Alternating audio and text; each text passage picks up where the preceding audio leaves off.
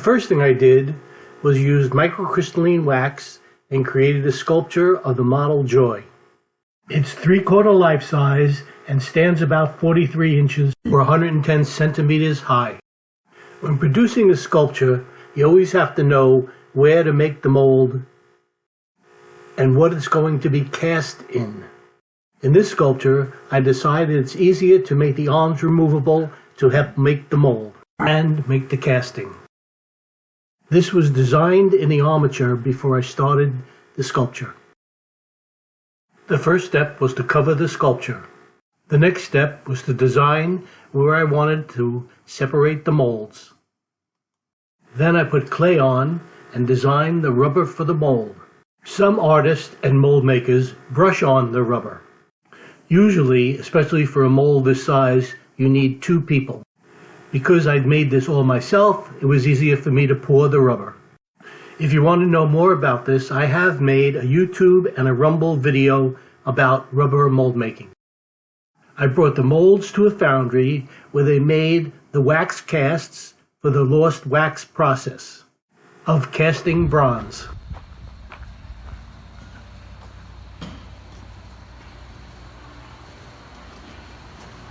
There it is.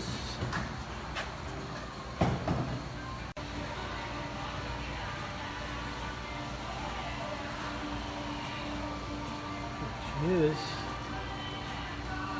Mike did a beautiful job. He really did. Hit it? Yeah.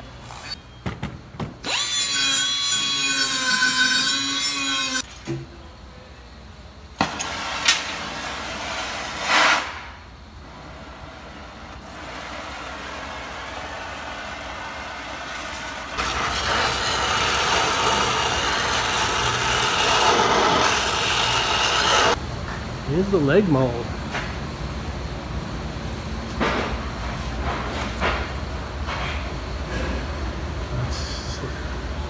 That's where the cup is. Like it's poured.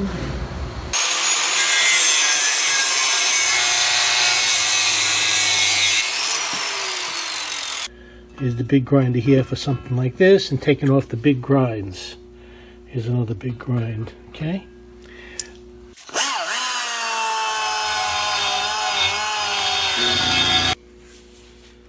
I'm taking off these. These are called flash marks. I think I showed you in the last video, but these are flash marks. So I'm grinding those off. That's where the hot molten bronze comes in, and it'll just like quickly like spread apart from the heat. Okay.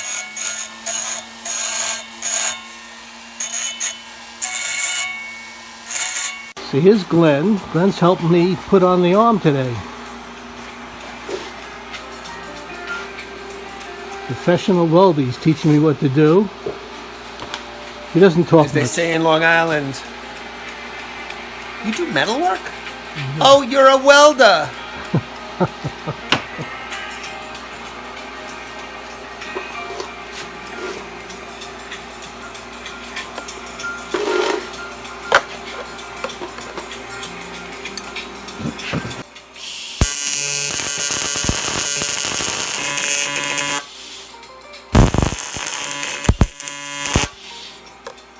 Now that the arm is on, I'll go back to chasing again.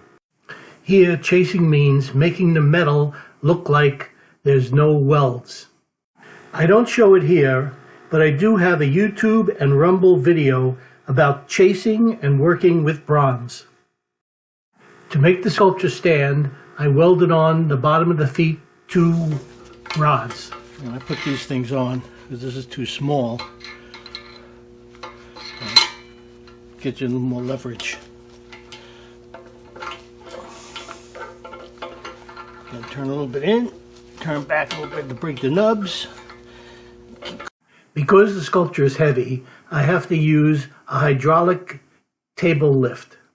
I also made a turntable that I C-clamped to the hydraulic lift so I could turn it around.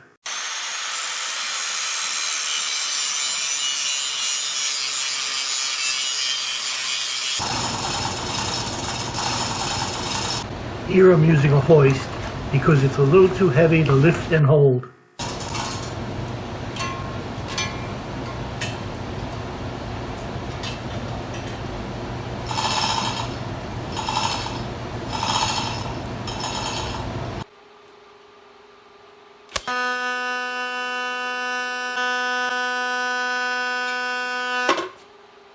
Here I'm welding the torso to the legs.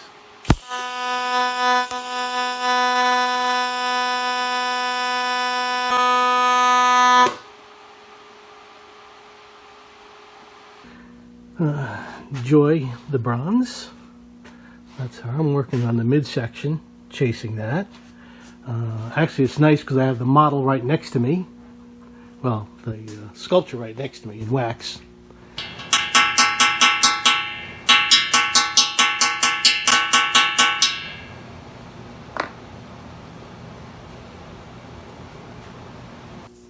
This one does the ridges.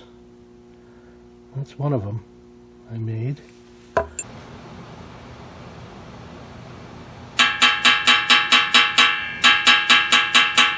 That's what I was working on right here now. I welded it, now I'm just chasing it. Okay. So it all looks like one.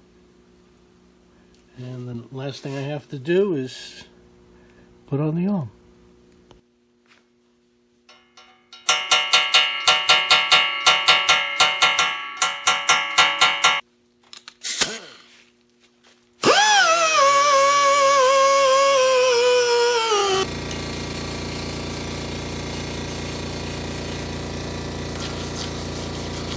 Here the bronze is all finished and ready for the patina or color.